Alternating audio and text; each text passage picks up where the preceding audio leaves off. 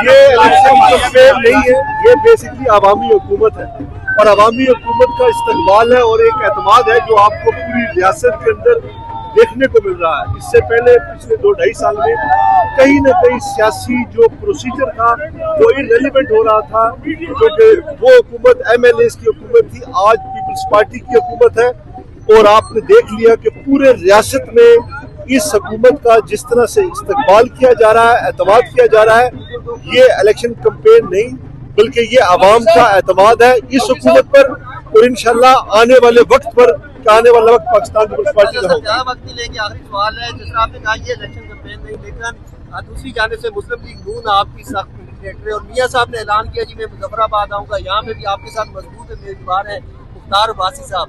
क्या आप भी समझते हैं कि एक किस्म की इनडायरेक्टली से इलेक्शन कैंपेन हम बिल्कुल उनका खैर मकदम करेंगे, उन्हें आना चाहिए, सियासी प्रोसेस को बहाल होना चाहिए, सियासी जमातों को फील्ड में अपना काम करना चाहिए इसमें और हमारी ऑपोजिशन करनी चाहिए।